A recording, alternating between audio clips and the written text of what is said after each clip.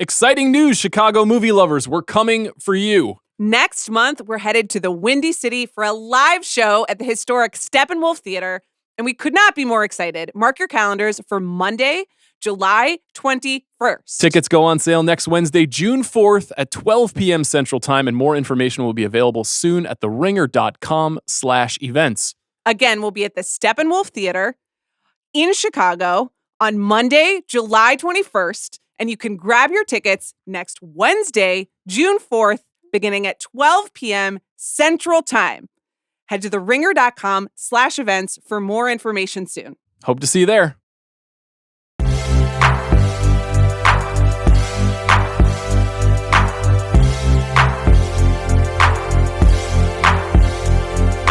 I'm Sean Fennessey. I'm Amanda Dobbins. And this is The Big Picture, a conversation show about two old pals. I'm talking, of course, about Shrek the Ogre and Bobby Wagner.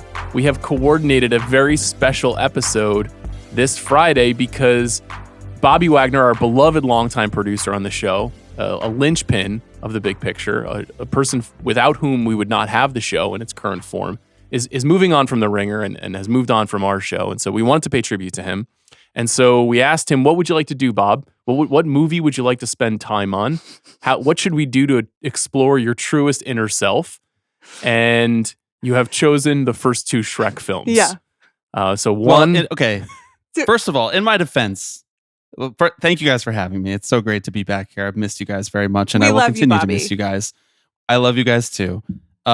It was Amanda's idea to be like, you should send us off with a movie that is important to you, preferably that we haven't seen. Right. Can I even find a movie that you two guys haven't seen, like neither of you guys have seen, that is important enough to me that is not just like a straight up kids movie, you like did a already, 25-minute kids movie? Yeah, you did. You did. You nailed one. And I think of it often when I think of you.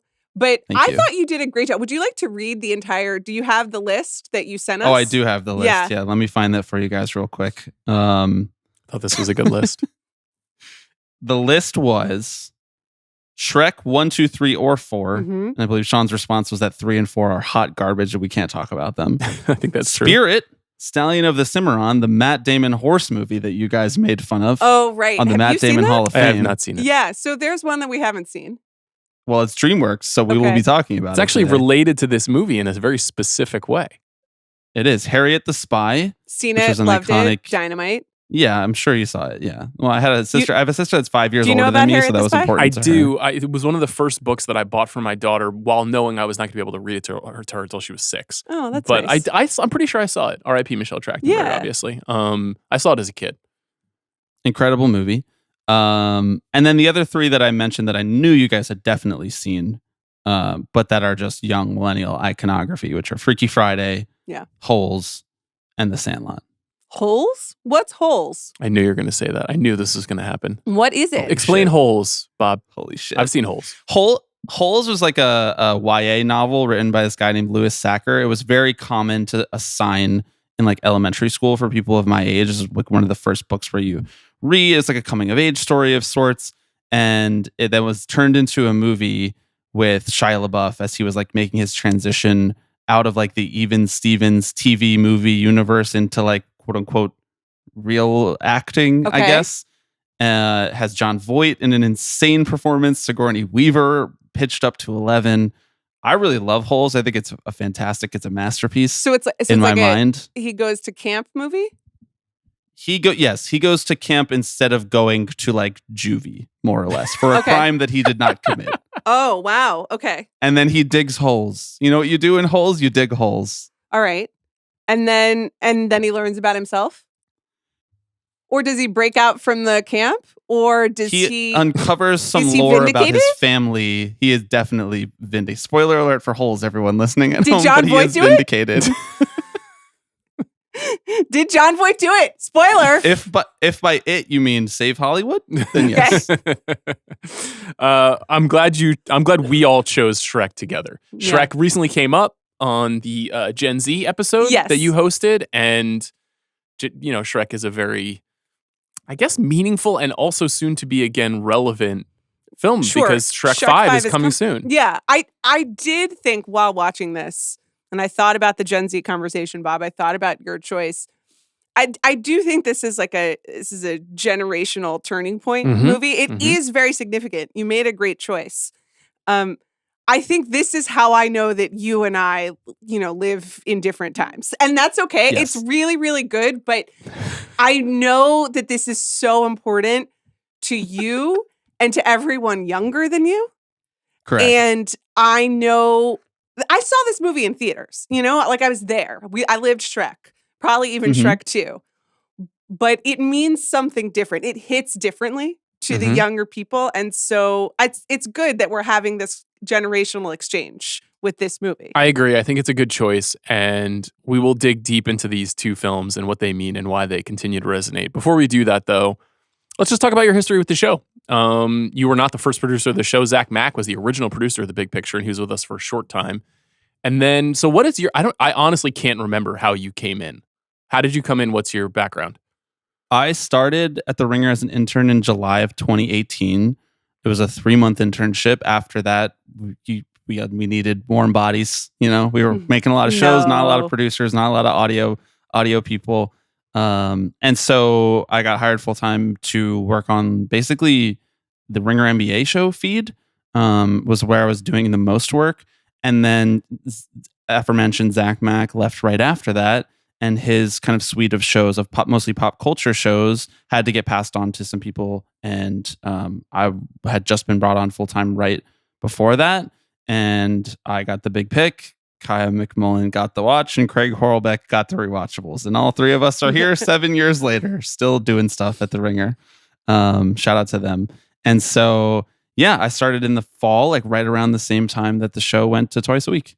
And I had done a little bit of stuff like filling in for Zach over the summer as he was working on other stuff. So, I mentioned here on the doc that my first interview that I engineered for the show, back when interviews were like only in person, way pre-pandemic days, and back when that was like the cornerstone of the show, was with McHugh for Mission Impossible Fallout, which at the time, I mean, I liked the Mission Impossible movies just fine, but I was certainly not a connoisseur of them like I am now and like you guys are. So I don't even think I was just so nervous to fuck up the recording that I didn't even really register McHugh coming in and how relevant it was and what his relationship would be with TC heading forward. I was just there to be like, I really hope that I don't mess this up. This is the first serious recording I'm ever engineering at The Ringer. So you have been in charge of many recordings over the years. Does that anxiety ever go away? It started to go away probably after like a year. But Okay. back in the day, like we were on an old Hollywood lot that was not built to be a podcast studio or several podcast Unlike studios. now. And so, I mean, I won't comment on that. We'll save that for JMO actually. But there was like ghosts in the machine, it would just stop working from time to time. Yeah. The infamous CPU overload, which no one was ever sure what that actually meant, was just like the computer just would give up sometimes and it would stop recording. And every once in a while I would have to ask you guys like, hey, can you guys do a pickup? If not, I'll just have to cut this line. And every single time I have a very vivid memory of covering Jam Session of being like, hey, Amanda, the CPU overload happened. We lost about 15 seconds. Do you want to do a pickup? And you were just like, just cut it. I got to get out of here. Just cut that. That's how seriously we take our jobs here. Well, I value your time too. The nerves for like a normal episode would go away, but for like a big one, like as we started to have Tarantino on the pod or whatever it might be, or like if we were going on site somewhere and interviewing someone, there's always stuff that could go wrong when that happens. So I started to get less nervous on a normal episode, and I would save that for the episodes that really mattered. So what was your first official episode recording with me and Amanda? I don't know for certain. But I think it was introducing the Oscars show, which was the first one that we launched that was like with all the categories and everything. And the clips. And the clips, yes. I have this very vivid memory of you came up with the show with the clip titles or with the segment titles rather. And I was like, oh, I'll make some bumper clips for these. I'll drop some music or whatever. Or I'll play an audio clip from a movie. Do you have suggestions? And you slacked me back a list of suggestions and what songs you wanted me to play underneath them. But the clips themselves, you didn't have like time codes for where these were in these movies. And I have a very vivid memory of the night before that recording, just scouring through The Intern, the 2015 movie with Anne Hathaway and Robert De Niro, looking for this one line where Anne Hathaway's character says, "This is a problem in the big picture," for the Big Picture segment that we used to do on the Oscars show. And I must have watched the whole movie. And as I was simultaneously like, I'm getting paid to watch The Intern, but also if I don't find this clip, I'll probably be fired and never work again. But I found it, and we rolled with it. I genuinely remember listening to that episode afterwards and thinking to myself, this fucking kid did everything I wanted. Yeah. Like he nailed it. These were all the spots I wanted. Some of them were a little easier to identify than others. I think I sent a YouTube clip of Gypsy, right? You did. You did. Yeah. But to have the YouTube clips was great, but then not Sure, every one of these sorry. IMDb we're quotables, old, you know? but not every one of the IMDb quotable lines or whatever is going to have a YouTube clip version of it. This is a throwaway line in The Intern, a 2015 movie that is like, even the small snatch of music from Salsation from Saturday Night Fever, like you nailed it. Was it the David Schreier score? Yeah. And I was like, I hope he finds the right place for it. And he did, you know, that's why Bob was Bob for as long as he was. Personal highlights from the show. I've assembled a list of 4 clips that I would like to play for you guys. Oh, of this 4 is of so my nice. I favorite thought we moments. were doing them. And this is, oh, great. You have them. Okay, go ahead. I do have them. So I'm going to play a couple clips for you guys here.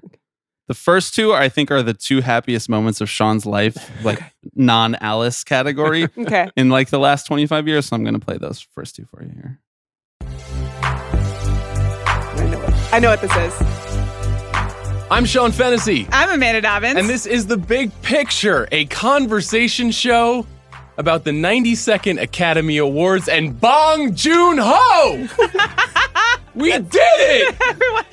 We did it, everybody! Parasite wins Best Picture. Amanda, how are you feeling? I'm really glad we dressed up. We dressed up. I was feeling bad about that decision, but now we have something to celebrate. We could have been in jeans and a t-shirt. That was a good one. Yeah. That was a great night. It was weird vibes to be. That was the first time I was like working it deep into the night on a Sunday night at this like old Hollywood lot that is like definitely haunted.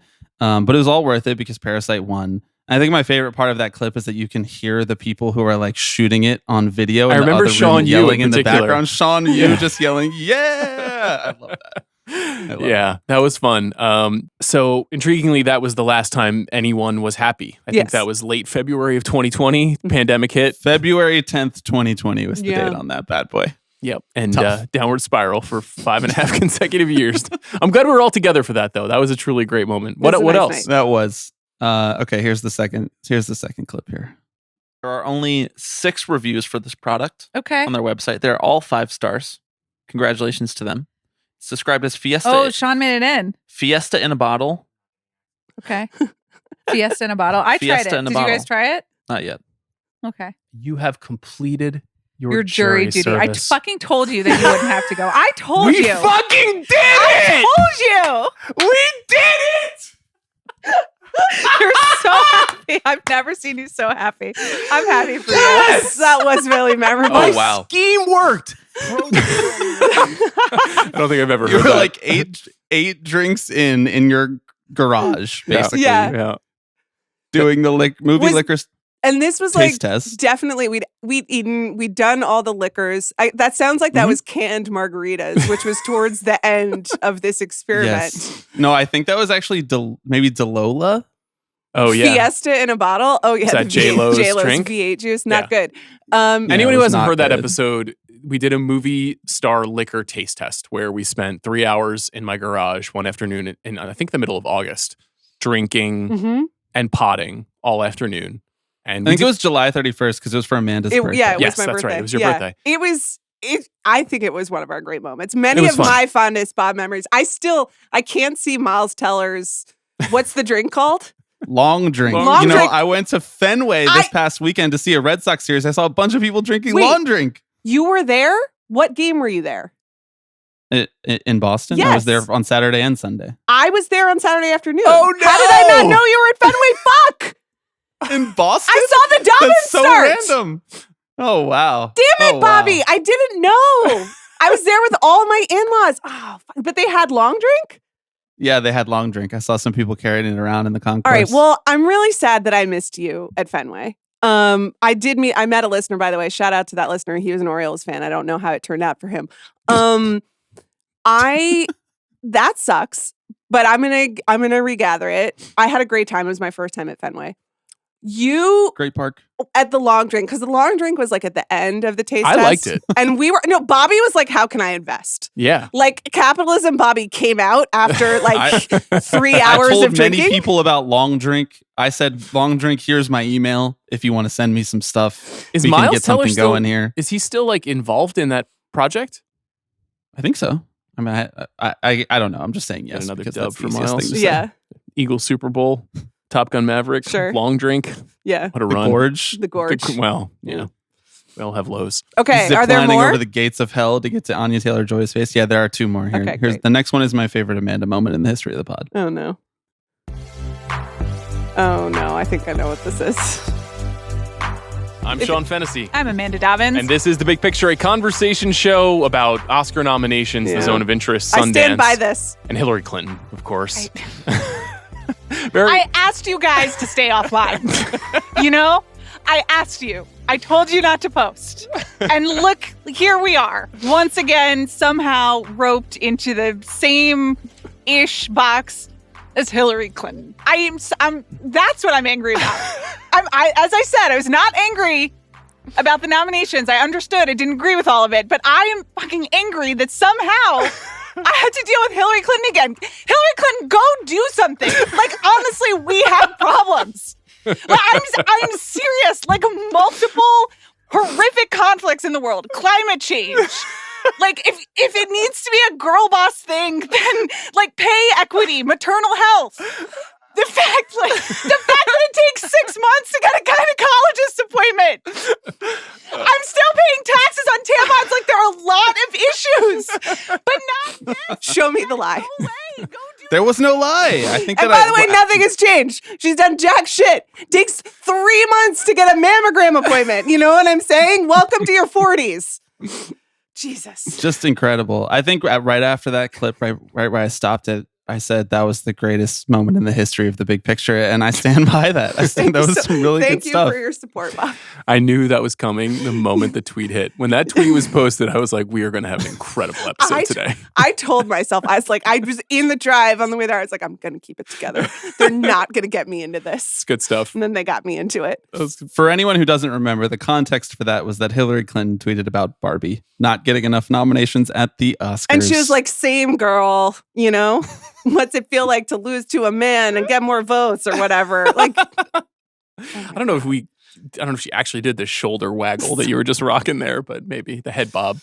Honestly, she probably did. Okay, did. the only moment that could ever hold a candle to that, of course, probably the most talked about turning point in the history of The Big Picture. This is my final clip for you guys. okay.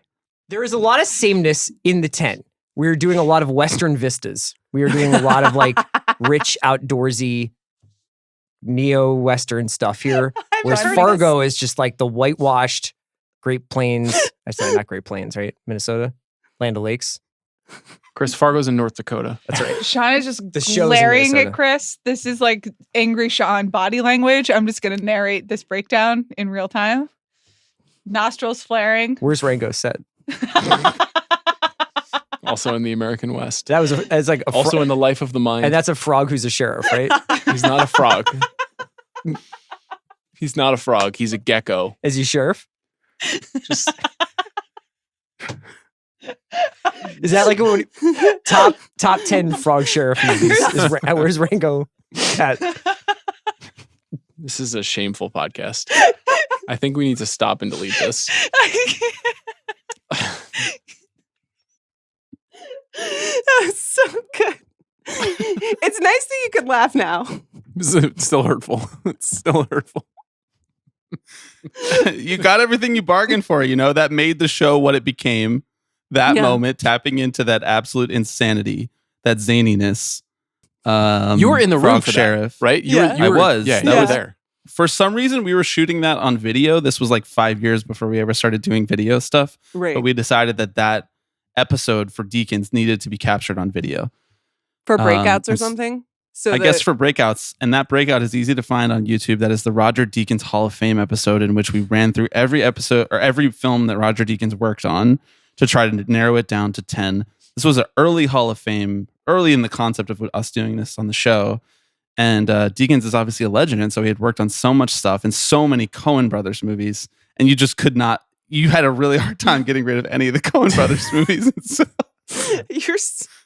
you were getting so mad it was a real like take my ball and go home moment. You know, like there have been a few of those. It's like that was the funniest one. Obviously, Avengers Endgame. That was a tough one. That was a tough one. Yeah. I can't remember. There was another one recently where it was just like, you quit on us. Brad Pitt and George Clooney. Yeah. What was going on there? I just really thought Chris let me down on that one. I just was like, I need you to bring the same energy that I'm bringing to this, and then he didn't want to, and then I had to be like, will you, Zach, you know, Amanda's husband, betray Amanda? And he was like, I'm not going to do that. Yeah, in public, I was 8 months pregnant. But yeah, that was tough. Okay. Anyhow, that was funny. Did Fargo stay on the list? I honestly can't remember. I don't think it did. I don't think it did. My dad was trying to guess 25 for 25 entries the other day. And he was like, what about Fargo? I was like, well, Dad, that was 1996. His other guesses were he told me this already. Barry Levinson's 10 Men, which I told him was released in the 80s. And then he's like, I guess the Godfather films are too old, right? I was like, okay, goodbye, Dad. Oh, and then finally, Michael Haneke's The White Ribbon, which, spoiler alert, is not on the list. I kind of wanted it on. And God, shout out Knox for just the big Knox for saying that. I think The White Ribbon would make for a very chill 25 for 25 episode. But no, anyway, it's not Fargo there. not on the list because it was released in 1996 or 7. Not on the Deakins Hall of Fame 6. and not on the 25 for 25. Oh, No. it didn't make the Hall of Fame? I don't think it did. You just I don't kept think it did. talking Well, about like the white vistas. Yeah. You know, all the car snow. coming over Desolation. the mountain. Well, it's a communicating about the internal lives of the characters, you know? Sure, That's yeah. really his art. That's what he does. Chris was so mad when you tried to take Sicario off that list that I thought he That was was- actually going to turn yeah. in his resignation letter. Yeah. It's been noted before to us by many people that obviously was the turning point of the whole show. Yeah. Like it is I don't know what the fuck was in the air that day, but we were like, I guess this is what it is now and this is what everyone wants. And I'm happy to give the people what they want, which sure. is me having mild emotional breakdowns about meaningless things.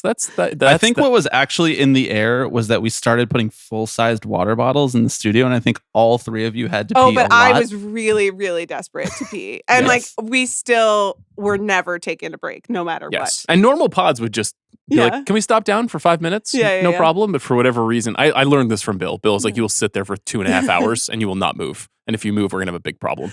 And he wouldn't actually say that, but that was the vibe. There was like a closed energy of like no breaks, no windows that Yes. we had for a while there. no before- air, there was no air conditioning before video, in that studio. and that really that did bring something special, you know. So Just an amazing collection of clips from two weird 40-somethings being observed by a 20-something who maybe sees his future.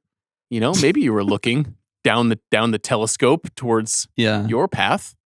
Yeah, I mean, I think that part of the reason that we, I feel like have gotten along so well over the years is that I'm a 20-something sort of like trapped. I'm a 40-something trapped in a 20-something person's body. You know, I'm a grouch. I'm cranky about things. I'm perfectly nice to the people around me, but I have kind of washed opinions and takes about things, and I feel like that's slotted well in with you guys. Well, you've just segued magnificently to Shrek. Washed opinion. So let's talk about it. Now, you've put together like a lot of thoughts around the film, why it matters to you, why we're going to talk about it, what it means in the context of 21st century movie history. I think it's a great pick also because we've been doing 25 for 25 and we just did a conversation about Spirited Away. And so animated films and this being such a huge breakthrough for DreamWorks. So you want to let the people know that Shrek is not on 25 for 25. didn't make it. Sorry, I guys. hope this episode suffices because it's not on the list. It's not on the top 100. It's not on the top 300. Not on the top 500. Is it in your top 25 movies of the century, Bobby? Definitely not. Okay. But it is in the 1 for 1 of Bobby Okay. leaving episodes. So Sure, in a that way, is it's true. more prestigious. It than is 25 for 25. It's perfect programming. I chose Shrek mostly, because you guys probably wouldn't want to watch Spirit Style and the Cimarron. But I think that it's a movie that's like incredibly important to opening up the world of animation to people of my age, along with the Miyazaki movies, ironically, beyond just Disney Pixar movies. I think it was DreamWorks in that era of the turn of the 21st century was the first time that I really remember like watching feature-length movies that were animation. And Shrek is just, I mean, we're going to talk more about each movie individually, but Shrek is this almost intoxicating blend of like voice performances that are really, really going for it, while also just like it's maximalism. It's animation maximalism. There's like a million characters, million fairy tale characters, a lot of jokes, like way too fast for my young mind to ever comprehend.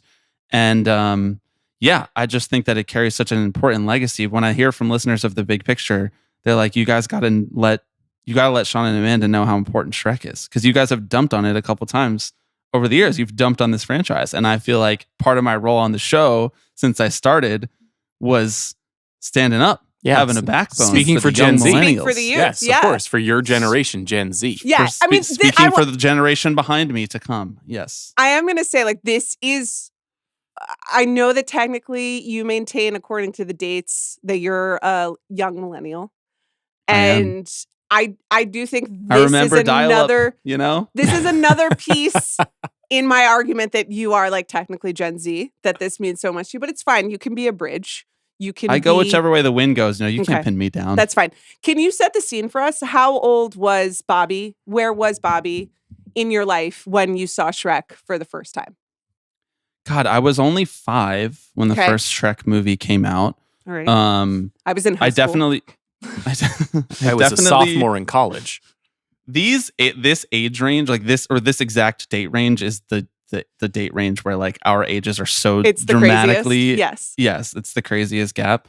I was 5, and I saw it in theaters, and I was immediately hooked. But I honestly don't have that vivid of a memory of going to see it in the theater. I have a lot more of a memory of just putting the DVD in repeatedly, not just at my own house, but that would be just the thing that you would do when you would go to someone else's house for the first 2 hours of your 5-hour play date or whatever. You'd watch Shrek, and then you'd play the Shrek video game, which came out a few years later.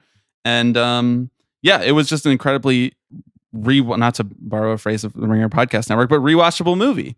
The jokes never got old. And I think that's for a number of reasons.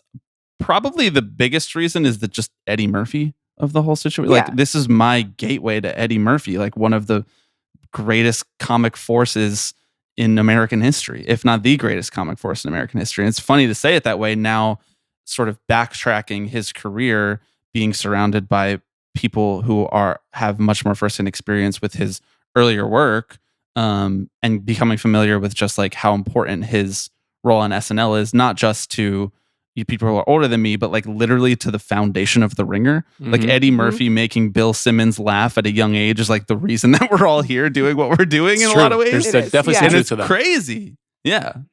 Yeah, I mean, that was part of the narrative at the time when the movie was released was, why did it take so long for Eddie Murphy to have a part like this? And he and Mike Myers being two comic powerhouses with SNL pedigree.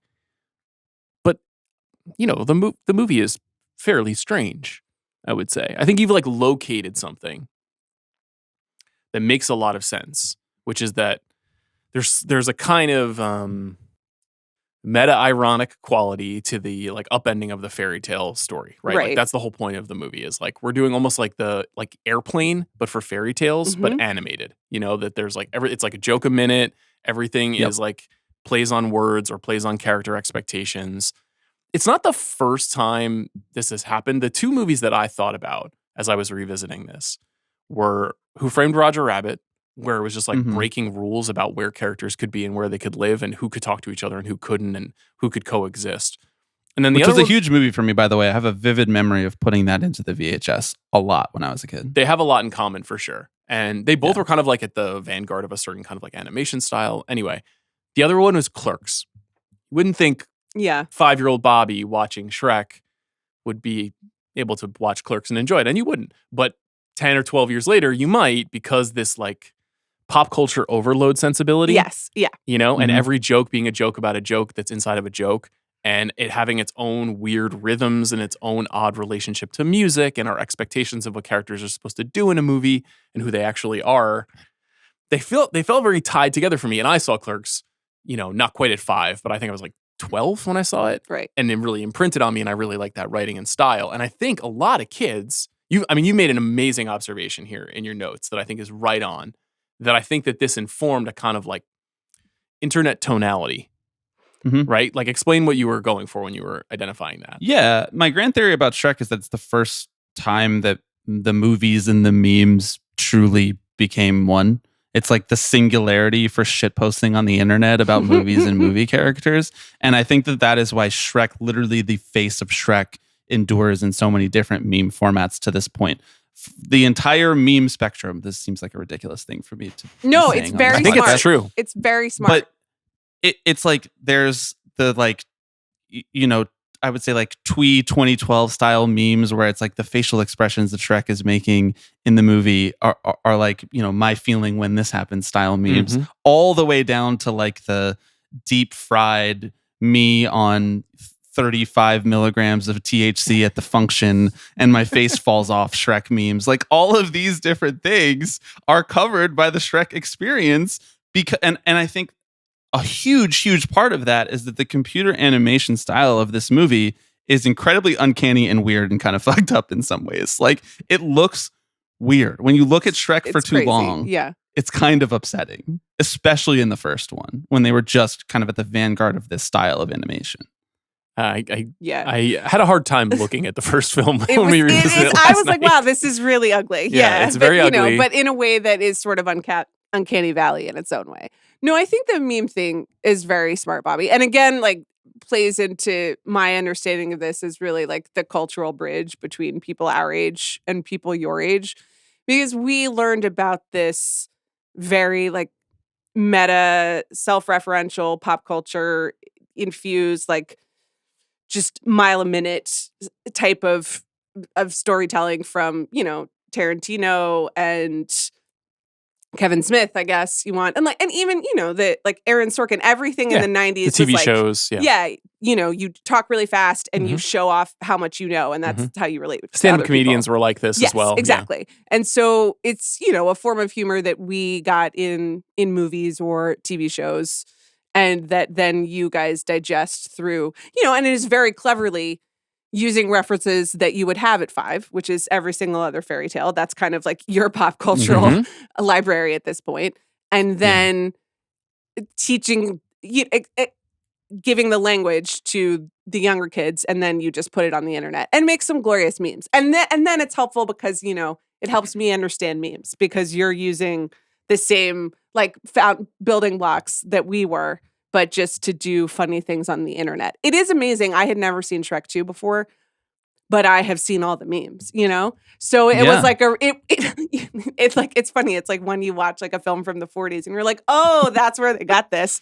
But it was like me for Shrek 2 with the internet being like, oh, there's Puss in Boots, Oh, I see it. Yeah. Well, it's interesting too because these movies are made, by old Gen X and young boomers. Like those are the people who wrote the scripts, adapted the book, the directors of the films. They're not elder millennials. They're not even young Gen Xers. The people who wrote and directed this movie are all in their mid 60s now. And they were already kind of 20 years down the road on their careers in Hollywood. And so it's interesting that they were able to locate a sensibility that would appeal so intensely to 5-year-olds and that would carry them through 25 years. We haven't even mentioned that Puss in Boots, like that's also a franchise that continues on. Like there have been now, I think 6 Shrek related films and the 7th is coming. So it has kind of just every 3 to 4 years, there is a new Shrek movie and it never expired, even though if you got into it at 5, you're like, I guess I just kind of have to see everything that they do. Do you still have that relationship to it? Do you still feel like you have to see every Shrek related object? No, I mean, I definitely have seen the first 4 because I was contemporary with them, but I know Puss in Boots: The Last Wish, which came out somewhere in the haze of the pandemic in my mind, like late pandemic era. I think it was 2022. Yeah, I never watched it. Oh, it's good. Yeah, I heard that it was like pretty well liked, and I never got around to watching it, and something about the Puss in Boots like franchiseification, like that character occupies like the Minions territory, where it's like we've clearly hit something that is like unbelievably addictive to children. This cat who talks in Antonio Banderas's voice, which honestly, the first time he comes on the screen, it's genuinely really funny. Really, really good. Especially since, and this is another link between Spy Kids and Shrek, is Banderas, who just from a very young age, I was like, that guy is the epitome of cool. That guy is my guy not wrong, forever. you know? Yeah. And that I just like didn't quite respond to as much as the original Shrek films. But yeah, so I'm not like, I don't necessarily have like season tickets where I will just shill for any Shrek product like I will for, maybe the Mission Impossible movies or whatever. But yeah, it endures, I think. And I do think there are a lot of people who are like that. And for that reason, anxiously awaiting Shrek 5, having seen the trailer and are getting a little bit worried about like this much of an advancement in the technology is now going to take us too far away from what the original Shrek is about. It's not going to look right. Crude animation and awkward fart jokes from a Scottish ogre. I spent some time on... I spent some time on Shrek Reddit this morning. Which has right. 110... Yeah, which has 110,000 subscribers. Okay. So it's a vibrant community. And it's not our OK Buddy Shrek, the OK Buddy. Yeah. No, it's just our Shrek. And they seem very concerned about the animation style of Shrek 5. Yeah. I mean, that is the job of a subreddit devoted to Shrek, is to be upset about. And, we saw what happened with Sonic the Hedgehog when the people voiced their concerns. That's right. Community spoke and the studio listened. But it does seem to be a hot button issue. I wouldn't say it's keeping me up at night, but I'm glad that there are people that care out there. What the thing that jumped out to me when I was watching it was the music and the fact that this is clearly a movie made by a bunch of Gen Xers, where I'm like, there's just like an eel song in the middle of this movie. Obviously the usage of sure is the two Smash Mouth songs. Rufus Wainwright on the soundtrack, John Cale in the movie performing Hallelujah. I totally blocked out that there's just the entire song, Hallelujah montage. And then 2001 came back to me so profoundly in that moment. I just, and then I remember some kid covering Hallelujah at a school assembly, and it was not because of Jeff Buckley or anything else. It was because of Shrek. Yeah. That rules. I'm not sure if that rules. I don't, again, and we know how I feel about people singing. And then this person is just up there, just at the school assembly. So I was an incredible Joan Jett needle drop in this movie when he's doing WWE, fighting a bunch of knights. And I can't remember. In the arena. Does this predate Freaks and Geeks? Because that Bad Reputation was the theme song for Freaks and Geeks. And so I was wondering, were these contemporaneous? Was it a coincidence? But that song had a real second life. No, it looks like Freaks and Geeks was 99. So it looks like this was after that. It was after. Just having a moment. The music in general is really strange, but actually really effective for subverting your expectations of an animated movie. There are no Disney princesses singing That's true. beautiful harmonies in this movie. And in fact, the one Disney princess archetype is in fact at nighttime an ogre. Mm-hmm. And I think there's something really cool about the way that the movie kind of consistently upends your expectations of what a story should be. I don't know if it's sophisticated, but it's fun. And I think it Can I say the I'm a Believer needle drop, the Smash Mouth cover of that song? First of all, it hits way earlier in the movie than I ever remember. It just is here we go. We're off to the races. I think that was probably the peak of the serotonin levels in my brain, and it's been all downhill since then. The first time I saw that. So that hit, and you were like, "This is perfect. I feel everything inside of me right now." Yeah, I mean that was the Layla in Goodfellas for 4-year-olds. You can't overestimate to people who weren't there, and I guess at this point it's Jack, but you cannot understand how big a chokehold Smash Mouth had on the public as off of this movie. You could make the argument that they are the 2000s band. They are the band of the 2000s, for better and for worse. But here, so here's the thing. I was there for this. Trust me. Their first album, Fushu Mang, comes out in 1997.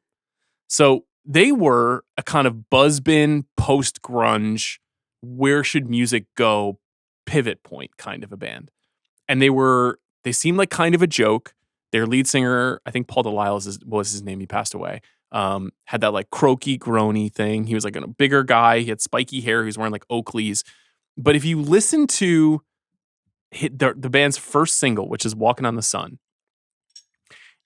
it's basically a nonconformist, anti-capitalist document. That's weird to say because it's a silly song with a silly music video. But they were like a pretty traditional alternative rock band.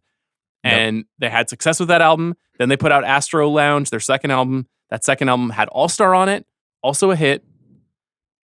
And then in my mind, in like 2000, 2001, I'm sure I wasn't spending a lot of time thinking about this, but I was like, oh, they had their moment and it's over. Like you could have thought this is kind of the arc of the alternative rock band in the mid to late 90s. They had one album, maybe two. Maybe they got a second hit. And then see you later. So for you to frame them, and I don't think you're wrong to frame them this way, but for you to frame them as like a 2000s band, I'm like, this is a 90s band to the core. And yet it's not that I think that they are like they are a 2000s band necessarily in the sense that they're like creating music in the model of like whatever the 2000s came to be in terms of like how the music industry changed and that sort of thing. I think that they sound like the 2000s felt to someone who was growing up in that time period. Like this song, maybe that just is because of Shrek, but they're sort of like their energy. They're like, you know, fuck it. Like we're having fun no matter what we're singing about kind of energy that characterizes the songs, I think does sort of align really well with like that time period in my mind. They also, you know, to the point of memes, like they understood the power of posting too. I mean, they were having Twitter feuds with the Oakland Athletics in the mid 2010s still, you know, like this is a band that understood the power of like the internet and the internetification of entertainment, for better or for worse. They were sort of thrust into it. I made a mistake. The lead singer's name was Steve Harwell. Paul Delisle was the bassist and the songwriter in the band.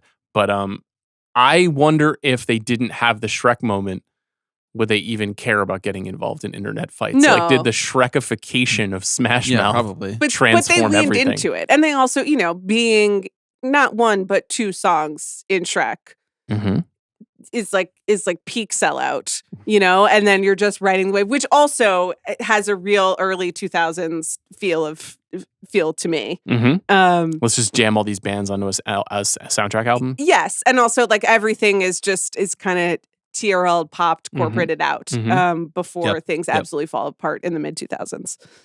What was on the soundtrack for Shrek 2? Did Smash Mouth make a return? I know that Counting Crows famously had a song in the opening song. Unmistakable. Accidentally in Love. I mean, Smash Mouth was left on the cutting room floor. I'll never forget the moment I heard Nick Cave's voice singing a song. It was like a saloon piano player singing a Nick Cave song in Shrek 2. And I'm like, we are truly through the looking glass here culturally. Like, this could not be any more weird. Anyway, Shrek 1, massive success. $270 million internationally. As you said, brought back Eddie Murphy in a big way for a new generation. Plays to adults pretty smartly. So I saw the movie in theaters too.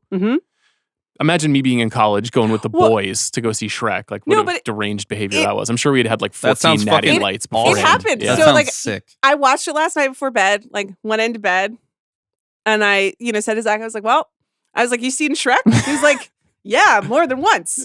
Donkey, man. And I was like, I don't even know what to, but I guess it just we took were of over. an age. Yeah, it just took over. There's no denying that it was for us too, even though we're not little kids. Like it was just dominant in the culture for that time. Sorry, I was so distracted by looking up the soundtrack for Shrek 2. We got Holding Out for a Hero by Frou Frou. Changes David Bowie. I mean, come on. Funky Town? That's great stuff. Sure. That is awesome stuff. Livin' La Vida Loca covered by Banderas and Eddie Murphy. Just great stuff. So Shrek 1 comes out. It's a mega success. Yeah. It wins the first ever Best Animated Feature Academy Award. Okay. Which is fascinating to go back and think about. Sure. And who are its competitors? Well, let's go back and take a look at the 2002 Academy Awards. Shrek, Jimmy Neutron Boy Genius. What happens in that? Oh, wow. One sentence summary, Bob. Go.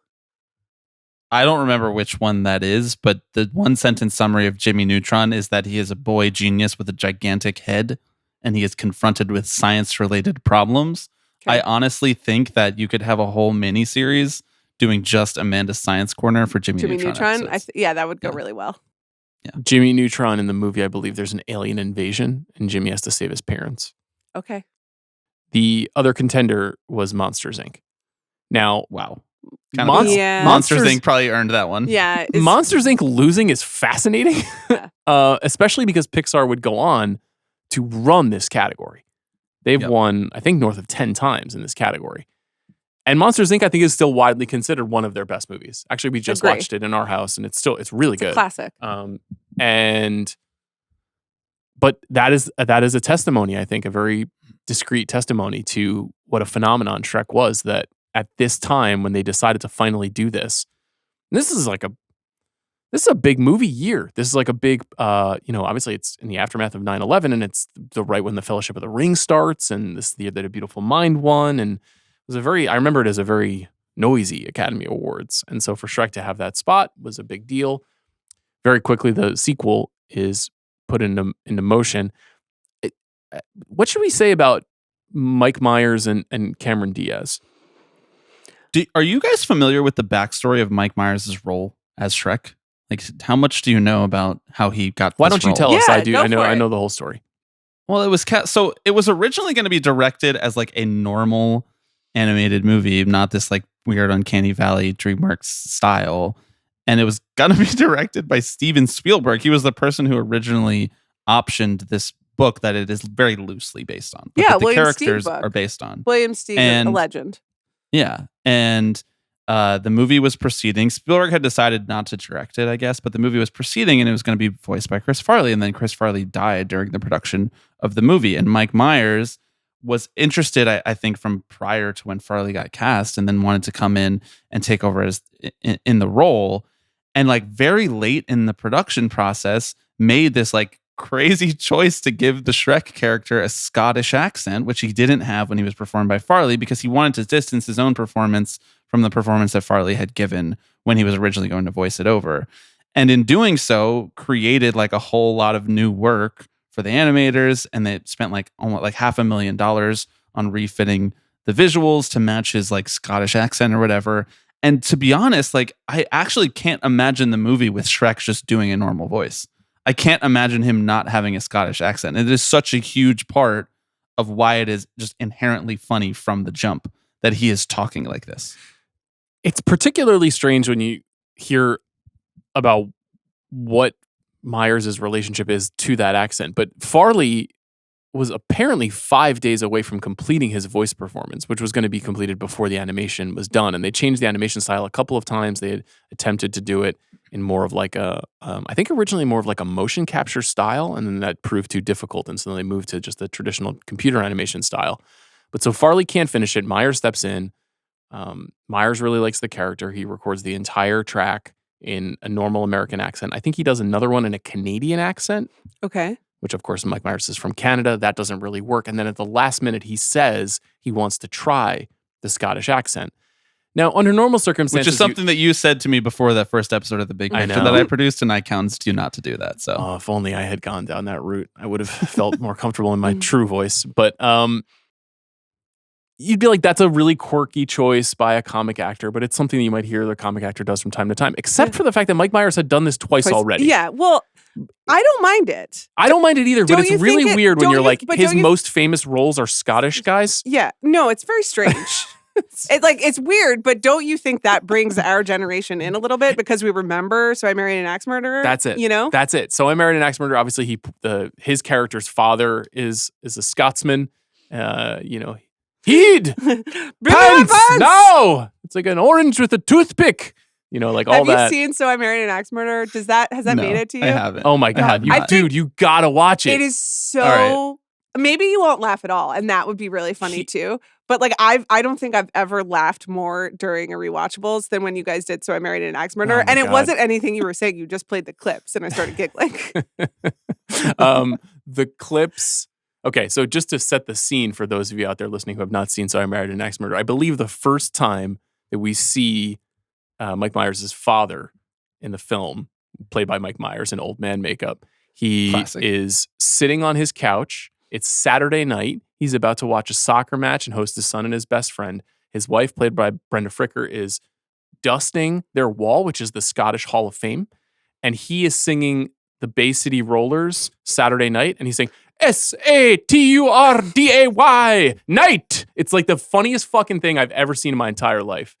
And then obviously 5 years later, he brings this voice back for Fat Bastard. Yeah. So Fat Bastard in Austin Powers 2, That Spy I'm Who Shagged familiar Me. with. That made its way to me Okay, as a good. kid. So and Fat Bastard, Yeah. what could play better to a young boy than Fat Bastard? Just some magical film creation.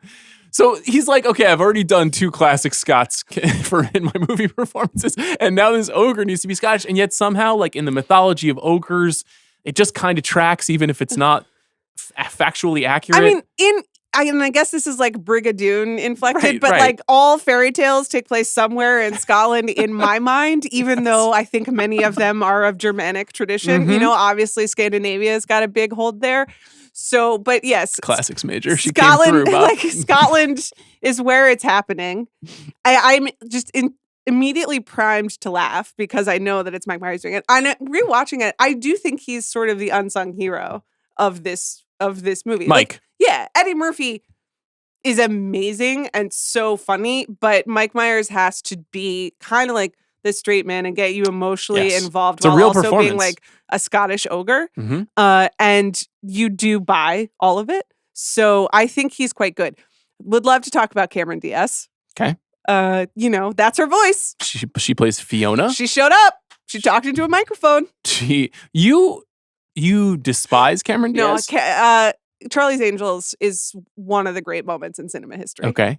Bobby, you did not see The Counselor before you saw Shrek. So what were your feelings on Cameron Diaz when you saw this film? I mean, I don't know that I was even registering who. I don't think I really cared who voiced who until I had watched Shrek like 40 times, and I was like, I'd like more of this donkey guy. That guy's pretty funny. I think she does a good job. Yeah. Your contention, what is, Amanda, that she's mailing it in? No, there's just not like a lot of there, but there's not a lot of there to Fiona in this film. So they Not don't give until Shrek 2. not They until start Shrek to give 2. her- So it's not build really her her out a fault. little bit Also, more. just to take it back to movie star liquor taste test, we did like her wine.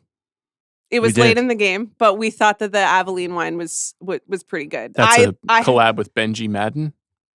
No, I think that's hers. It's the collab with Catherine Power, who also makes Merit the makeup, which started a long and fruitful. I thought they bought that winery together. No, wasn't Oh, that did the they whole not? thing? Did they? Didn't she get married to a Madden? She did, but he's been written out. It's now her wine in the marketing. Okay. And But she is he does still it- in the picture? Yeah, I think they're Okay. together. Oh, that's nice. Yeah. Good. Anyway, the wine was good. We liked it. Yes, I remember you guys liking it very much. Yeah. I was a little kind of mixed on it. Not my Are kind you of a wine. wine I like something a person? little bit. I like red wine, but I like it to be a little more dry. But is this about like macros? No. Okay. I think wine is okay. As far as alcohols go, it's like decent for macros. I mean, it's relatively sugary, but red wine has some good effects. Talk to me about Shrek's cutting and bulking routine. I think he came out of the womb like that. I don't think he Okay. has to work too hard to get like that. I will talk to you about the second movie, how he's built is a fascinating, also a deeply upsetting stretch of the movie when he's turned into like a normal looking guy and they're Yeah. like, this is supposed to be the hottest guy on earth, and he's like a very upsetting looking man to I me. agree. I don't think that really worked. He does look a bit like a bulking and cutting influencer, Right. though. He does. He looks a little bit like the Mountain. Or from like Game of Thrones. He does. leftover steroids, which is another thing that you taught me, which is when the men are like large but slightly mushy, it's because often they stopped doing their Mhm. treatments. Mm-hmm. I'm really glad that on my way out here, I'm leaving you with some building blocks. I'm leaving you with some really important knowledge about HGH usage. Bobby, you know I will always text you with questions. It's like this and relationship I will is not always over. answer. Yeah. That's another one of the core tenets of being the producer of The Big Picture is that I'm just awake all of the time and I answer text messages Yeah. at any hour of the night. You know there's like girl creatine now, right? You know that market has opened up. I've heard about this. I recently learned about it in relation to Jennifer Lopez, but I don't know as much about it. Can you teach me? I just saw on the internet that an influencer that I follow and I mostly use her recommendations for like garbage bags and stuff on Amazon.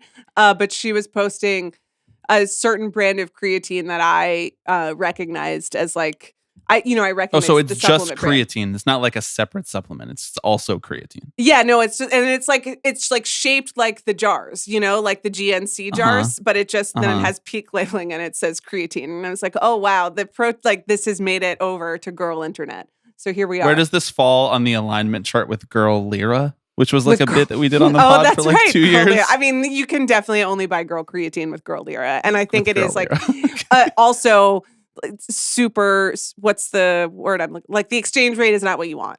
You're paying a premium because it's girl creatine. Exactly. I see. When was the last time you took a scoop of creatine, Sean?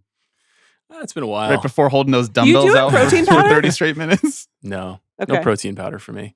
I don't really believe in it either. I've started doing I think I actually have a reasonably good protein inflected diet. So I'm not terribly concerned. I'm trying about to that. find natural sources. I do now, Bobby, because of you, do the magnesium for sleeping, and it's helping. Nice. Yeah. Nice. Magnesium glycinate. I'm not a doctor. You're not. Just, covering my legal basis. I realize this is in the spirit of the big picture and everything that you've been a part of on this show, Bob. It's Shrek 2. How do we get back there? Show me a transition. His build. Show me a segue. It was about his Shrek 2 build. Yes. When he Well, the turns answer human. to how he gets to that is that in the first movie, we see a little bit of a window into his diet, which it sounds like he's eating a lot of rats, which I guess is a lot of lean protein, but I found that to be a very upsetting scene. But it was romantic between them when they share the rats. So that's how we get there. He's barbecuing. No communicable diseases in those rats. Like presumably if you eat a rat, whatever a rat is carrying, you're ingesting. That seems like a little dicey for that ogre. I know he's an ogre, What's but still. the world that they live in? Like, what's the name of, like, is it doesn't really have- Neverland? Is it, I don't that's really Peter Pan. know that they specify where they're going, the kingdom of Duloc in the first one. Is and there, then do we have a lot far of away. history? Are there communicable diseases there? Oh. You know? You think they've kind of wiped everything out? I'm just wondering. You don't hear about any plague. And it is sort of like, they have much more of a pro-vaccine Renaissance disposition. reflected. I mean, that would be nice. They don't mention anything about hand washing and all the rules. Mhm. So maybe germs. But no masking culture, obviously. Maybe germs are not a concern. Although those knights do have those face shields. But that's to protect your eyes and your other stuff. And your mouth. Yeah. Didn't matter for Shrek. He was straight up dropping the tombstone. Like he was doing WWE moves. It was incredible. I don't know. You think it's like a Maha Screed Shrek? This is what America could be if only you would sign up. For what? I don't think that's the case. I don't know. You could live in a fairy tale existence if you didn't get vaccinated. I don't know. Whatever the fuck the movie's trying to tell you. No, I think they have can eat vaccines. rats. I think everyone, went along with it, and so now that everyone's healthy. Okay. Well, what they do clearly have in the second movie is they have supplement culture because Fairy Godmother runs a factory of wellness products and love products that she sells to people to get rich. Well, sure, because Fiona's the second from LA. movie being exactly. Which The is second funny. movie being about her being an Angelino is very funny to me. Yeah. I think that's a pretty good bit. Does Goop predate Shrek 2? What year is Shrek 2? 2004. No, Shrek 2 was first. When did Goop launch? I want to say 2007 or 8. Okay. Oh, Sounds on an the awful heels lot of like Iron Shrek Man. 2 invented Goop. Yes. Shrek 2, I think it did invent Goop. Okay. I mean, Cameron Diaz and Gwyneth Paltrow are good friends. Mhm. I don't think Gwyneth Paltrow has seen Shrek or Shrek 2, though. She did have small children around this time, but, she doesn't watch the Avengers movies, so I don't think she's doing that for her friends. Gwyneth, it's Cameron.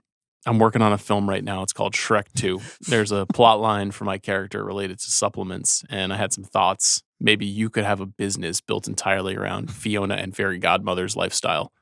You say what? Cameron Diaz should have gotten Charlie Rose's show. That would have been great, actually. Her I would interviewing watch. people? Yeah. They should give her an interview show. I would watch every single one. What is she interested in? What's she about? Wine. Once for Goop, she did a crunchy vegan salad. And It didn't seem like it had enough dressing for my taste. What else? She's interested in retiring early. Yeah, vacations. What we learned 10 or years spending ago. time with her family. Yeah, that sounds very healthy. I like that. Maybe she should have a supplement company. I think that's it. I think that's all I know about Cameron Diaz. Okay.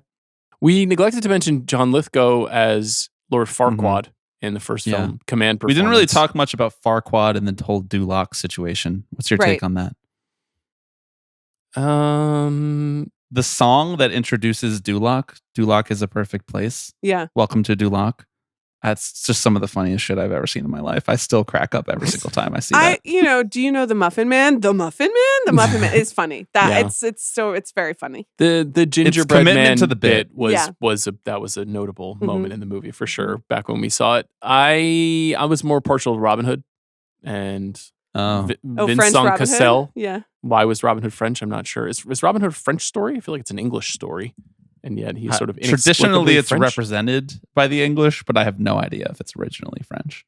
Yeah, sure, because it's Prince John, Sir Hiss. Very big in our house right now. Oh yeah, the Disney Sir Hiss version. is Knox's best friend. Oh, interesting. Like borderline Lothario stealing money from rich people to give to other people is a very French ass thing to do, though. So I appreciated the joke, even if I didn't get it when I was 5. That's another thing about these movies, especially the first one. It's like way more adult humor than kid humor. The kid humor is confined more to like the Eddie Murphy line readings and the visual gags and all like of those sorts of the physical humor. Yeah. But the actual script itself, there's like a lot of more adult jokes. There's like a lot of sex jokes in the first movie. And I don't think I really realized any of that until coming back to it as an adult. I don't think most people realize that Vincent Cassel's 2001 to 2002 is extremely goated. Okay, tell us. He appeared in the film Shrek as Monsieur Hood. Mm-hmm. And then he appeared in 2002 as Diego in Ice Age, another DreamWorks animation classic that I've never Legendary seen. performance. He's the saber-toothed tiger. He followed that up immediately with Gaspar Noé's Irreversible. Yeah. One of the most challenging films ever made. A truly dark journey into the despair of relationships in this world. So that's cool. Yeah. Good job by him. He's doing it all, you know? Then 2004, he's in Ocean's 12. Yeah, trust me, I knew that was coming. Francois Toulour. Mm-hmm. Shrek 2 is slicker, better animated. I thought a little bit less fun. I think I agree. Yeah. It's good, but it's missing some of the manic joke a minute Zucker Abrams style that I like about the first one. I do think it's just broadly dumbed down. Like I do think that they were thinking about the franchisification potential of the franchise and franchisification potential of the franchise. That's good stuff by me right there. They were thinking about stuff like, Puss in Boots being marketable. They were thinking about stuff like, how are we setting ourselves up to have like a million different characters that can broaden this world? And that's fine. I think Shrek 2 is still a phenomenal movie start to finish. I just think that it starts to lean away from what I think is authentically like really entertaining and rewatchable about the first one, which is like just that small set of characters and the relationships between them. But then again, there are people like I was at a bar last night watching a Knicks game with some friends, and one of the people, when I told him that I had to go home to watch Shrek 1 and 2, he was like, Shrek 2 is my Empire Strikes Back. I think it's the greatest sequel in movie history. But that implies that it somehow is like this hinge Right. in the story. Where it's just the same story, but not. a little more Fiona. I was going to ask you, what is the central conflict in Shreks 3 and 4? What are they working through? Couldn't tell you. Okay. Don't remember. Because it does feel a little bit like a retread of it's what's on the inside that counts. Which, listen, in the early 2000s was an important message to be giving to young children. Yes. Now we don't say that. Now it's about what's outside. Are you beautiful? Do you have a nice house? No, I did. What kind of watch do you have? What is the name of your podcast? Right. These are the things that matter in our society I today. did watch both of them. No, with like, parent 2025 eyes. And I was like, oh, well, in general, this just seems like too fixated on appearance, Like if you made it now, Interesting. it would just be more about like, it doesn't well, then you couldn't make this story, but it doesn't matter what the people look like. We have other things to worry about. I did watch 45 minutes of it with my daughter last night, the first film, and she obviously was infatuated with Fiona, which is very clever design by them to actually put a princess in, even though she's not the traditional princess, but still she is. So you could draw in young girls. Yeah. But she was most interested in the female dragon. Oh, sick. The reveal that the dragon is actually in love with Donkey and that she's pink. Yeah. And that, great bit. And she was very scared of the dragon all the way up until that moment when you get the close-up of the dragon looking at Donkey, and she's sort of like drawn to him. Mm-hmm. And then she was like, that's probably the coolest dragon that's ever lived. You know, she was really, really into. So there's like a series of these like upended expectations. In the first two films, I think they both do a really nice job of that. Yeah. So you think that Alice, if pressed on it, would rate this dragon on a list, a power ranking, above or below Smaug? I mean, you can't believe the kind of content we're going to get out of me and Alice revisiting the Hobbit films with Chris, the three of us holding hands for 9 consecutive hours watching those films. Director's cut's probably more like 10.5 hours. I think it's going to be good stuff. The biggest dragon in our house right now is the dragon from the end of Sleeping Beauty, which is Maleficent's transformation. So I always found that to be the most frightening part of all the Disney movies. Shout out Alice, that she's really into it. It is really scary. It's beautiful. Yeah. The animation in that sequence is incredible. But she digs that part. Okay. That's cool. There's a great gag. I can't remember if it's 3 or 4 in the Shrek movies where Donkey and the dragon then start a family, and the babies that they have are just donkeys with wings that blow fire. It's a funny bit. Funny. I was going to show this to Knox, and then we had some behavior issues, and so I had to parent. But I was telling him about the movie he was going to watch, and I was like, well, it's about a green friend named Shrek, and then he has a friend who's a donkey, and I don't remember the donkey's name. Turned out it was Donkey. And then they have to go on some adventures, and he immediately was just like, tell me more about this donkey. So even without having seen the movie, he was like, we will see a movie with a donkey? Mm-hmm. Does the donkey talk? Is he a nice donkey? You know? These are all good questions. But I was like, wow, there's something in the DNA of the story where it doesn't have to be seen to work.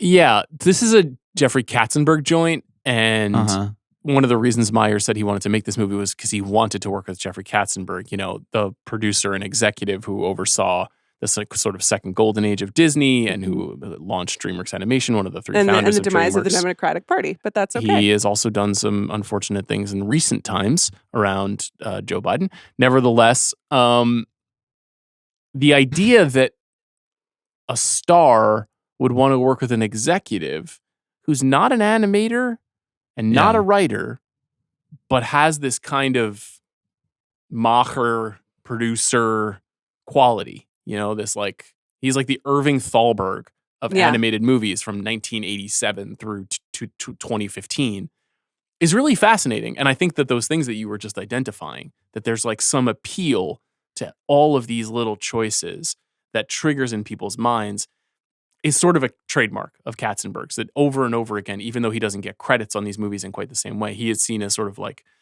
author is too strong a word, but a really, really meaningful driver of what these movies turn out to be. This one might be the most impressive because it's the most original. Even though it's based on fairy tales, it doesn't really, you know, it's a book, but as Bob said, it's like a loose adaptation of a book.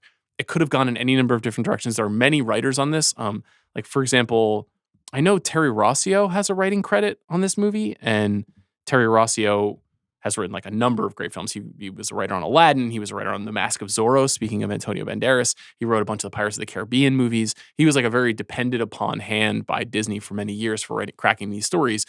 But you get the idea that Jeffrey Katzenberg is very comfortable talking to someone like Terry Rossio about what he wants in the movie and what's going to work. This is like something that we know but don't necessarily talk about, and you and I have a lot of admiration and respect for the creator and the artist. And Jeffrey Katzenberg is not an artist, and yet there is a kind of artistry to him knowing what little kids are going to want in a movie, and maybe even what increasingly grown adults are going to want in a movie like this. Because you lock them in at age 5 and then have them for a lifetime, Bobby. Do you have tickets for Shrek 5 yet? Not yet. Okay. I will acquire them though. Do you think is it winter? When is it? Will it be like a thing with a group of, like-minded and like-aged individuals for you? Shrek 5 is not coming out till Yeah. December 23rd, 2026. What? Yeah. It's a 18 shame. months away. It's a Wow. I will So be they were just officially hyping 30 it and to- a half years old sitting in that movie theater. So Solo? I'm crazy for Life Shrek. comes at you fast, big Yeah. guy. Yeah, it sure does. It sure Ugh. does. Will you get a Shrek popcorn bucket? I thought you were going to ask me if I'll get a Shrek tattoo to memorialize this final appearance here on the Big not a Picture. bad idea. Sure. Did you have any Shrek merch as a kid? I don't think so. I mean, again, I know I briefly mentioned the video game. I played the video game a lot, so no merch. Yeah, what did but you have to do? Yeah, what extended happens in the universe. video game? It was largely set in the world of the second movie, so far, far away. And you kind of have to just basically do a lot of the things that they do in the sequences, like the action, quote unquote, action sequences of this movie. So, getting into Fairy Godmother's factory, the prison break sequence, which obviously it's really funny timing that we're doing this because it references Mission Impossible with the Right. Mission Impossible theme song, Needle Drop. Things like that. You gotta fight the knights. You gotta ride Donkey when he turns into a horse. Things like that. And what's the goal? Like, what's the princess in the castle? I honestly don't remember. Okay. I think All to right. defeat Fairy Godmother, I guess. Oh, sure. Yeah. Jennifer But a lot Saunders, of phenomenal a true sense legend. memories of playing that on GameCube. I did not realize Yeah. that was her until I Yeah. watched this movie. Mhm. But it makes sense. And when you look at John Cleese and Julie Andrews Yeah. and Jennifer Saunders, and it's that old thing that non-animated films do, where they're also just like, let's just Right. draw in as many British people as possible. Rupert Everett, to Rupert Everett, which yeah. is, again, when I saw Wicked and I thought the donkey was Rupert Everett and not Peter Dinklage, I had another moment watching this where I'm like, I don't want to get my hopes up. Is it actually Rupert Everett this time? And it was. So that was pleasing to me. Would Wicked Part 1 have been significantly better if it were Rupert Everett doing the goat voice? Oh, he's a goat? It's a goat. Yes. I trust him to know because I don't care about What if it the- were Mike Myers doing the Shrek voice? Honestly, Now yes. we're talking. Yeah. don't you Now think? we're talking. Mike Myers should mean, just do the Shrek voice Wicked all is the time. not like I agree. unrelated to what we're doing here. And there are a lot of Wizard of Oz references in Shrek too. But it's, bringing all the like Fantasyland fairy tale Mhm. things together, but in a slightly different way. I got to say, I respect Shrek's approach more. He's gonna cry himself to sleep tonight on his huge pillow. You got to get into So I Married an Axe Murder. Are you guys familiar with the fact that when Spielberg came to Rachel Zegler for the remake of West Side Story, she was in a high school production of Shrek the Musical, which is an adaptation of Shrek for the stage, and she told Spielberg, I will do West Side Story, but I would like to finish it out with my high school stage troupe. And he was like, yes, you can do that. So they delayed the start of filming for West Side Story because Spielberg closed the loop on Loving Shrek. Have you ever seen any clips from Shrek the Musical on stage? It was on Broadway. No. Out of control, man. I mean, Amanda, You didn't got it. go? Oh no! No, I didn't oh go. no! What is the? What I are mean, they this dancing is just to? deeply upsetting. The guy's outfit, who's dressed in Shrek, is the latex and the makeup. This guy got in the chair every night and put on all this makeup to be Shrek for 14 months. I guess 12 months it ran, 2008 to January 2010. He's like Colin Farrell making the Penguin. We're going to give him an Oscar just because. But every night, 6 nights a week. And then he's like breakdancing. That's not what you want. Who did Rachel Zegler play in Shrek? I'm not. the I think Musical? Fiona. Well, Yeah, it's Fiona. not really a great part, So maybe she was Donkey. That I think she could be good at that. She's a bit wee for Shrek. Well, you never know. We could bulk Yeah. Rachel So, like, Zegler up. The suit, Blind her on some casting girl for creatine. Shrek. Yeah. Shrek the musical. I didn't know that existed. Wow. Now you do. Do you Okay. think Rachel Now you Zegler do. would be a more surefire thing at the box office if she took girl creatine? I think if she were in Shrek 5, no problem, Maybe This she seems- is. Oh, that's true. But this seems bulletproof. Who's in the cast of Shrek 5 as we get down to the end of this conversation? Is Cameron Diaz back? They I have to have assume all so. of the people. Yeah, I'm wondering who the new voices are. Maybe they're They not can't sharing do that it with us without yet. them. Well, Chris Meledandri, who runs Illumination, took this over. Oh, So this is now I don't know if it's officially under the Illumination banner, okay. but he is But the so one who is Minions managing energy it. like coming fully. Guys, I have some huge news for you about the cast of Shrek 5. There are 4 people who are confirmed on IMDb. Okay, tell us. The first 3 people are Cameron Diaz, Mike Myers, and Eddie Murphy. Okay. Of course. Number 4. As you suspected. Number 4 is a little movie star named Zendaya. Stop it. I swear to God. Already. They announced this in CinemaCon. Do Do you know who she plays? Their daughter? Yeah. Oh my God. Fiona and Shrek's daughter. Good for her. Good for everyone. She is a legend. So is she an ogre? Or is she a human? Or does she have the same affliction that Fiona has to deal with? Like what? But I think that Fiona has gotten rid of the affliction. I think that she is just an ogre, her fullest form, with her true love, Shrek. Did they explain how the she time. had like ogre qualities even though she was born of a spell? Oh, a spell was cast. But on the her. spell, they went like, full spell? They were like, we're going well, permanent the spell was until you have your true love's kiss, you won't Speaking of be Sleeping your Beauty. real form. Mhm. And then Shrek is her true love. Mhm. So they kiss, and then her real form is Shrekness, so they can be together. But that's what love just does. like biologically, can 2 humans give birth to an ogre? Like, have we explored this on But Science they're not Corner or humans. elsewhere? They're 2 ogres. But then they were also under a spell? I'm talking about her parents. No, like Julie Andrews and John Cleese. Like her parents were humans. So they just gave birth to a true spirited ogre? Yeah, I believe if we want to really get into the biology of it, no, they gave birth to a human and then the spell was cast on her to turn her into an ogre at night. Because the ogre is her true self. But her father was not just a normal human. You remember Fairy Godmother alludes to the fact that she did a favor for him, and at the end of the film, he's turned back into a frog. A frog, yes. Gen Z but coming that's not through that with is the lore. It's a good point, but does a human and a frog having sex create an ogre's true spirit? We like, don't know the genetic details of this world. We don't know whether they have germs. This is if you don't get vaccinated, and we don't you know. fuck a frog and then you give birth to an ogre. Like these movies are dangerous. But ogres are good. Are they though? They're eating in the rats. Shrek universe. They're actually quite this grouchy. movie is about accepting ogres. Listen. You know what's pot amazing? and kettle on that one. No, this is my favorite moment of watching this with Alice. Okay. We're like 15 minutes into it, and God, she's the best. Donkey has arrived. Yeah. And he's in Shrek's house. And I was like, Alice, do you understand what's happening in the movie right now? And she's like, yeah, Shrek needs space. Donkey won't give him space. This is... And I was like, yes, that's exactly right, sweetheart. By the way, I need some space has come on heavy. Montessori really coming through. Oh my goodness. In Shrek needs space. Ogres are like onions. Ogres Yeah. are not like cake. Yeah. Is really great. I love that line. That is good. I think that's so That's good. funny. I was going to say a beautiful pair of films. I don't know if I actually believe that. I think there's something a little bit rickety and weird about these movies, but I like them. I think that they are useful cultural artifacts. Okay. And they did make me laugh. Mm-hmm. So that's fine. What would you compare them to culturally? Is this like the work of Jackson Pollock? I mean, what is other sort of like, Cy Twombly. garbage version of an art form that then helps you reflects the moment that it came from. Because 2001, weird ass year in every single way and a real cultural turning point. Absolutely. So this being the lasting cultural artifact makes a lot of sense.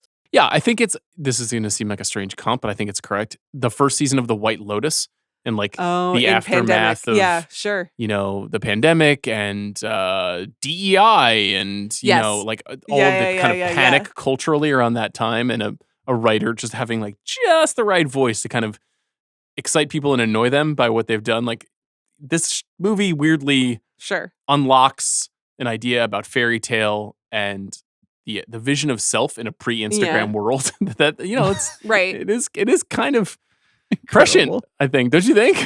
I think that the underlying message of the movie being, obviously it is couched in the aesthetic view of yourself and your self-confidence, but I think the underlying message being find a way to be the most authentic version of yourself and find someone who wants to be the most authentic version of themselves is actually a really nice message. And I think holds the movies together through all of their, all of their out of the side of their mouth jokes, all of that sort of like joke, all of that quickness. It's not actually irony poisoned like most animated movies and most superhero style kid entertainment is these days. It's pretty sincere based on the scale that we have and the rubric that we have now for our childhood entertainment. And I think that is, I think that's nice. I think that's why it endures. It's a beautiful sentiment. Before we go, Bob, what Bob highlights did you want to circle, since he's given so much to this show over the years? Man, I mean, I think about Long Drink every single time. Every single time I have some protein, I think of Bob. Every single time I watch a baseball game, I think of Bob. I think you guys have really brought me back to the sport of my youth. That's nice to hear. Isn't that baseball's so nice fucking back? Baseball is big so time back, and it's so great. And let's see. I guess I'll think of you when I watch Miyazaki, which is increasing. Porco Rosso, is something that you both gave to my life, whether I wanted it or not. I don't know. I think the Miyazaki episode was one of my favorite episodes to do, because for the same reason that you guys mentioned in the Spirited Away 25 for 25, that it could be me, you, Charles, and Andy all having something tying us together. The generations of the new masculinity coming together to talk about Spirited Away. And Miyazaki is really nice. Amanda, our biggest win was Top Gun Mav. We held out forever and always. That's true. We doubled down. And the hat. Oh, you know what? And then when we saw Dead Reckoning together. Correct. And in that beautiful theater, and when Tom Cruise does the motorcycle off the thing, and I just like basically held your hand like Thelma and Louise. That was really nice. I'll always think of that and think You're of like, you. that's the thing from the trailer. They're doing it. It was very fun. I'll always think of when Bob and I saw The Beekeeper together, and I was vibrating at a high intensity, and I got home, and immediately I saw that Bob smashed the 1-star button on Letterboxd, and he absolutely broke my heart. 2 stars. Was it 2 stars? I thought it was 1 star. So. I remember being like, "Come on, man, you betrayed me." Bob is. I had fun. It was very fun. It was, and also politically insightful. Bob is my baseball brother for life. I think we will probably be texting about the Mets until we die. You are like just a tremendously important part of the history of the show. Yeah. And you got us out of a lot of pickles over the years. You helped me solve and troubleshoot a lot of problems. Dealing with extremely famous people and talking to them is complicated business. You acquitted yourself wonderfully every time. I could always trust you in the room or over Zoom with people. Also, the pandemic was really crazy. We held us together. It was really hard for us to make the show. And the show kind of in the aftermath of that Deacons thing obviously transformed pretty significantly during the pandemic. We've heard that from a lot of people over the years. And you helped carry us through that. So we are forever grateful to you. And we wish you greatness in the future. We will miss you. Yep. And we are sad, but happy for you. Yes. And come back for Shrek 5 pod. Book it 18 months from now. That is all really nice. Thank you guys. I really do appreciate it. It has been an utter delight. Like, my time at The Ringer has been more than I could have ever bargained for when I first started here, anxious during my McHugh interview.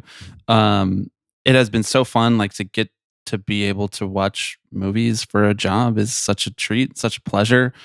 Sean, you say this all of the time, but like, a lot of us here may never work on another show that's like this ever again, where it's like we get to hang out with a bunch of people that we like, talking about things that we like most of the time when we're not having existential crises about the box office. One of us here can relate to that more than anyone else. Who are you referring to? Was that you doing that? I do have existential crises about the box. I care a lot about these corporations, as you know. To the big picture listeners, like, you all are so delightful. It doesn't always have to be like this when you have a big audience. Of course, there are people who are complaining about this and that, but when I meet people, at movies or whatever, everyone is so kind and supportive of what we've done. And, I don't take that lightly. It's always been, something that's important to me to work really hard and try to make the best version of the show that is possible. You guys work incredibly hard to make this show for listeners. And so I always felt like I needed to try to reach that level as well and contribute as much as possible. So, it's surreal that it's been this long and that it's ending. That when I first started working with you guys, I was 22. It's like actually very upsetting for me to think back on like the 22-year-old version of myself, like trying to represent myself as well as possible. even though I won't be producing the show, won't be working at the Ringer, you can all rest assured knowing that I will see you at the movies. Nice. I love it. Well, Bobby, thank you for everything again. Thanks to our producer, Jack Sanders, for his work on this episode. What are we doing next week? Oh, God, I have no idea. Let's see. Hold on. Wait for it. Oh, movie draft. Chaos Central. So we are doing the 2000 movie draft. And you're going to do the order Technically, Bob, one last that time, will right, be Bob's final appearance. Okay. Right? With the Top Gun I will hat? I will do the order with the Top Gun one final time. And then we'll have to find a way to get Jack Sanders a Top Gun hat. Okay. Well, we could. shout out Jack. I tried to get Maybe one you should, for Bobby, Knox one you know? year, but That's what I said. we'll talk about licensing at a later date offline. The movie draft we're doing is 2000, and I don't mind saying that we're bringing back the crew from the 1999 movie draft. So this should be intense, chaotic. I expect full bloodlust from Rob Mahoney coming for your neck, and I hope people enjoy it. We'll see you then.